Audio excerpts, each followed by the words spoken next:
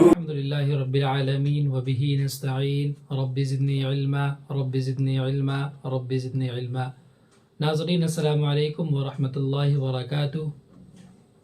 آج ہم لوگ قلقلہ سیکھیں گے۔ دیکھیے قلقلہ کی میننگ، اس کا ترجمہ آتا ہے ٹکرانا یا کھٹ کھٹانا۔ اس والے قاعدے میں کچھ حروف ہے جس کے مخرج آپس میں ٹکرا کر واپس ہوتی ہے اور اس میں آواز جو ہے لوٹتی ہوئی محسوس ہوتی ہے، اسی کو قلقلہ کہتے ہیں۔ تو آئیے وہ کون حروف ہیں جس میں قلقلہ ہوتے ہیں اور کب ہوتے ہیں۔ تو حروف قلقلہ 5 ہیں۔ دیکھیے قاف، طا، با، جیم، دال۔ ان حروف کو آسانی سے یاد رکھنے کے لیے ایک ورڈ بنا دیا گیا قطب جدین۔ یہ حروف قلقلہ کا مجموعہ کہلاتا ہے۔ اب اس کے بعد ہم قاعدہ دیکھیں کہ قلقلہ ہوتا کب ہے۔ تو کہہ رہے جب ان حروف پر، یعنی جب حروف قلقلہ کے اوپر جزم ہوتا ہے تو ان کے مخرج آپس میں ٹکرا کر کے، ہے نا، آپس میں مل کر کے واپس ہو جاتے ہیں اور آواز وہاں پر لوٹتی ہوئی محسوس ہوتی ہے، آواز ریباؤنڈ ہوتی ہے، اسی آواز کو قلقلہ کہتے ہیں۔ اس چیز کو اور بہتر طریقے سے آئیے ہم سمجھتے ہیں مثال کے ذریعے۔ دیکھیے مثال آپ کے سامنے ہے اب۔ یہاں پر آپ کو حروف قلقلہ با دکھ رہا ہوگا اور اس کے اوپر جزم بھی ہے نا۔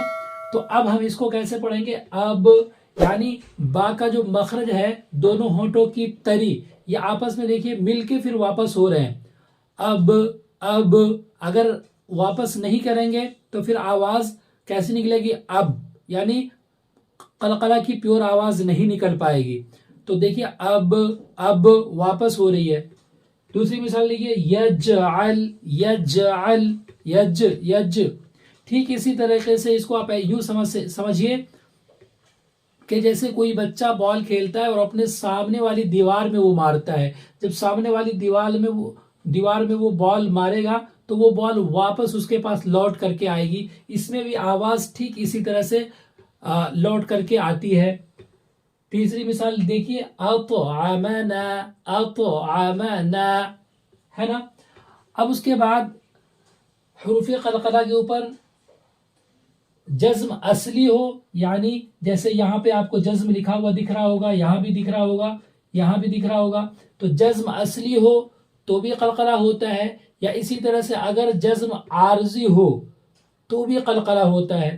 اب یہ جزم عارضی کیا ہوتا ہے کہ وہاں پر جزم اصلی نہ ہو بلکہ دوسری وجہ سے عارضی طور پر جزم آ جائے، جیسے کبھی رکنے کی حالت میں آخر حرف ساکن ہو جاتا ہے۔ فار ایگزامپل آپ دیکھیے قرآن میں آپ نے دیکھا ہوگا سورہ فلق کے اندر لکھا ہوا ہے فلقی ہے، وہاں پر لاسٹ لیٹر یعنی قاف ہے اور اس کے نیچے زیر ہے، لیکن ہم جب رکتے ہیں تو یہ ساکن ہو جاتا ہے، تو یہاں پر بھی قلقلہ ہوگا اور یہی سکون جو ہوا یہ سکون عارض ہوا، جیسے فلق ہے نا، وہاں پر بھی قلقلہ ہوگا۔ تو حروف قلقلہ کے اوپر جزم اصلی ہو یا جزم عارضی ہو، جزم ہو یعنی حروف قلقلہ ساکن ہو رہا ہو تو اس وقت قلقلہ ہوگا۔